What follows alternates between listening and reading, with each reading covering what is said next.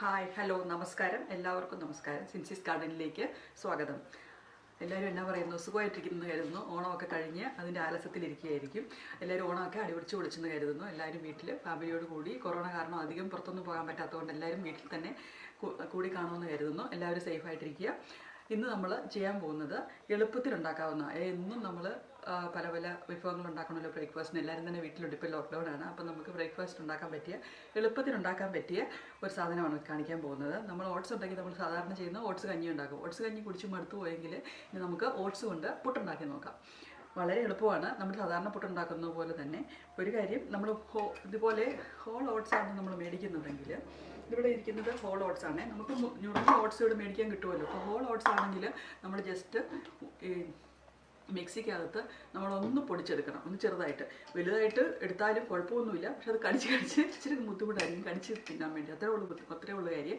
പക്ഷെ അത് ഇപ്പോൾ ഓട്സ് ഇടാം. അപ്പോൾ ഇത് ഇതിലേക്ക് ഇട്ട് 1 കപ്പ് ഓട്സ് ഇട്ട് ജസ്റ്റ് നമുക്ക് ഇതിനൊന്ന് ചെറുതായിട്ടൊന്ന് പൊടിച്ച് കിട്ടിയാൽ മതി. ഇതുണ്ട്, ഇതിപ്പോൾ എനിക്ക് പൊടിച്ച് കിട്ടി. ഇങ്ങനെ പൊടിച്ച് കിട്ടി. ഇനി നമുക്കിതിനെ കുറച്ച് വെള്ളം ഒഴിച്ചതായിട്ട് നനച്ചെടുക്കാം. നമ്മൾ പുട്ട് പരുവത്തിൽ ഉപ്പൊക്കെ നമ്മുടെ ആവശ്യത്തിനാണ് ഇടേണ്ടത്. ഒത്തിരി ഉപ്പൊന്നും ഇട്ട് കൊടുക്കരുത്, സ്വല്പം ഉപ്പിട്ട് കൊടുക്കണം. അത് കാർബോഹൈഡ്രേറ്റ് അങ്ങനെ ആണ് ഒത്തിരി നമ്മൾ വണ്ണം കൂട്ടുന്നതെന്ന് പറയും. പക്ഷേ ഉപ്പും അതിലൊരു വലിയ ഒരു ഘടകമാണ്, ഉപ്പും പഞ്ചസാരയും. അപ്പം നമ്മൾ ഉപ്പ് കുറച്ചിട്ട് കുറേശ്ശെ വെള്ളം ഒഴിച്ച് കൊടുക്കണം പുട്ടിന് കുഴയ്ക്കുമ്പം. അല്ലെങ്കിൽ ഒത്തിരി വെള്ളമായെങ്കിൽ ചാറ് പോലെയായി പോകും. അതേസമയം ആവി കയറാൻ വേണ്ടി ആവശ്യത്തിന് വെള്ളം ഒഴിച്ച് കൊടുക്കാൻ വേണം. പുട്ടിൻ്റെ പരുവ് അറിയുന്നത് എങ്ങനെയാണെന്ന് നമുക്കറിയാമല്ലോ. ഇങ്ങനെ പിടിച്ചു നോക്കുമ്പോൾ ഇതുണ്ടോ, ഇങ്ങനെ വരണം. അതാണ് പുട്ടിൻ്റെ പരുവ്. അത് ഒത്തിരി കട്ട കൂടി പോവുകയും ചെയ്യരുത്.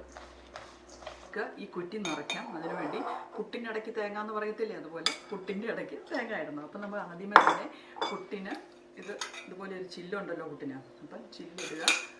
പിന്നെ തേങ്ങ ഇട്ട് കൊടുക്കുക.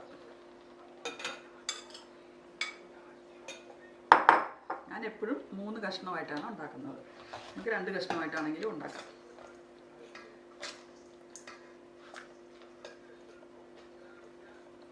വെച്ച്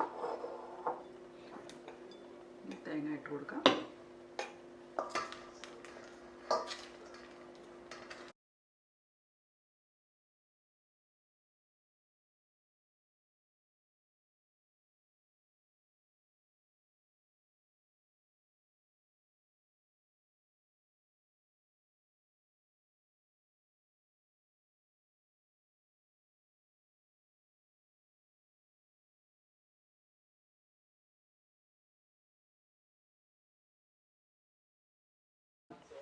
ഫ്രഷ് തേങ്ങ ചിരണ്ടിയതില്ലെങ്കിൽ, നമ്മൾ പച്ചത്തേങ്ങ ചിരണ്ടിയതില്ലെങ്കിൽ നമ്മൾ എന്നാ ചെയ്യണമെന്ന് വെച്ചെങ്കിൽ, ഇതുകൊണ്ട് ഇതുപോലത്തെ ഡെസിക്കേറ്റഡ് കോക്കനട്ട് നമുക്കിവിടെ മേടിക്കാൻ കിട്ടുമല്ലോ.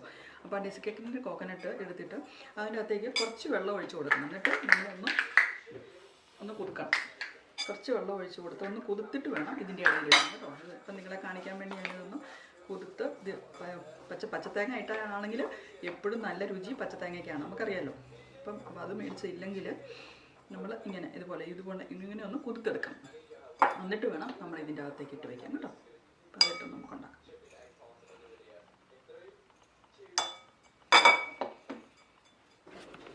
നമ്മുടെ പുട്ടുകുടം തീയെ വെച്ച് വെള്ളം ഒഴിച്ചിട്ടുണ്ട്. നമുക്ക് ഓരോ പ്രാവശ്യം എടുക്കുമ്പോൾ ഇടയ്ക്കൊന്ന് നോക്കണം വെള്ളം ഉണ്ടോ എന്ന്. ഇതിപ്പോൾ അല്ലെങ്കിൽ വെള്ളം തീർന്നു പോയി കഴിഞ്ഞാൽ പിന്നെ കരിഞ്ഞു പോകും കേട്ടോ. അപ്പം വെള്ളമുണ്ട് ഇതിൻ്റെ അകത്ത്. നമുക്ക് ഇത് വെള്ളം തിളച്ചു. അപ്പം ഇനി ഇതിൻ്റെ മുകളിൽ കൊണ്ടുപോയി നമ്മുടെ കുറ്റി വയ്ക്കാം. അതിൻ്റെ മുകളിൽ കൊണ്ടുപോയി വെച്ച്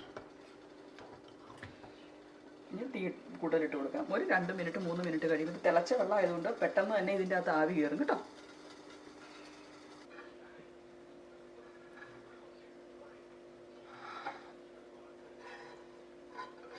അപ്പം പുട്ട് കുത്തി റെഡിയായിട്ടുണ്ട്.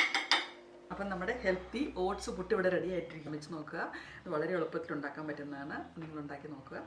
അപ്പം നിങ്ങൾക്ക് എല്ലാവർക്കും ഇത് ഇഷ്ടപ്പെട്ട് കാണുമെന്ന് കരുതുന്നു. ഇഷ്ടപ്പെട്ടെങ്കിൽ ലൈക്ക് ചെയ്യുക. പിന്നെ ആരെങ്കിലുമൊക്കെ സബ്സ്ക്രൈബ് ചെയ്യാൻ മറന്നു പോയിട്ടുണ്ടെങ്കിൽ, ഒത്തിരി പേര് എൻ്റെ വീഡിയോ കാണുന്നുണ്ടെന്ന് എനിക്കറിയാം, സബ്സ്ക്രൈബ് ചെയ്യാൻ മറന്നു പോയിട്ട് കാണും. അപ്പം സബ്സ്ക്രൈബ് ചെയ്യാൻ മറന്നു പോകരുത് please. Thank you very much. ഇനി അടുത്ത പ്രാവശ്യം കാണുന്നവരെ ഗുഡ് ബൈ.